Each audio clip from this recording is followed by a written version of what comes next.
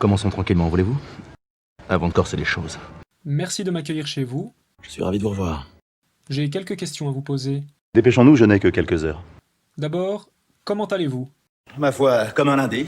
Que pouvez-vous me dire de cette nouvelle équipe? Qui sont ces gens? Ce sont vos nouveaux ministres. Ah, autant pour moi. À votre décharge, la photo n'était pas très nette. Ah bah voilà, merci de le reconnaître. C'est vrai que comme je dis souvent, vous avez forcément une petite part de responsabilité. Que pouvez-vous nous dire de votre Premier ministre? Un grand brun, sympathique. Mais encore, C'est notre Raïs à nous, un grand homme. Il marquera l'histoire. il paraît qu'il est doué pour le dialogue social. Par le passé, il a su faire parler beaucoup de monde. Hommes comme femmes d'ailleurs. Parlons un peu d'écologie. Qu'est-ce donc? L'écologie, la protection de l'environnement. J'allons pas de temps avec ces bêtises. C'est la preuve que vous n'êtes pas très concerné par le sujet. Alors là, n'importe quoi. Il y a quand même des gens qui se mobilisent à travers le monde. Que veulent ces marginaux? Ils veulent changer le monde. Changer le monde? Quelle drôle d'idée! Il est très bien comme ça, le monde, pourquoi changer? C'est pas très encourageant pour eux ce que vous dites. Que voulez-vous? C'est la jeunesse. Tôt ou tard, la vie se chargera de leur couper les cheveux. Parlons maintenant d'économie. J'ai refait les comptes, c'est pas brillant. Il faudrait un plan de relance. Vous avez raison. C'est exactement ce que je pense.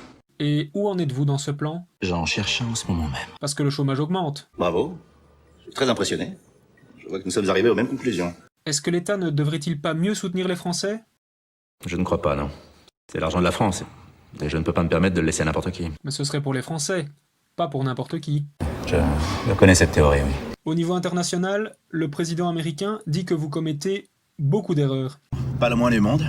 Il aura fait une erreur sur la personne, voilà tout. Vous cautionnez sa politique? Tout ça ne me plaît guère.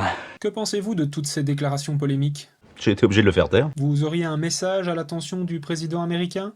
Il s'agirait de grandir. Évoquons la crise sanitaire. Il y a aujourd'hui des millions de cas dans le monde. Des millions? Vous voyez ce que ça fait déjà, 1 million? Pensez-vous avoir bien géré cette crise? Je n'ai fait que mon devoir. Vous êtes quand même très sûr de vous. Disons que j'ai un bon pédigré. Vous allez vous présenter aux élections en 2022? Je crois qu'il faut tenter le coup. Le jeu en vaut la chandelle. Et quelle est votre stratégie pour vous faire réélire? Il faut juste réfléchir et ne pas s'éparpiller. On est le 14 juillet. Qu'aimez-vous faire en ce jour si particulier?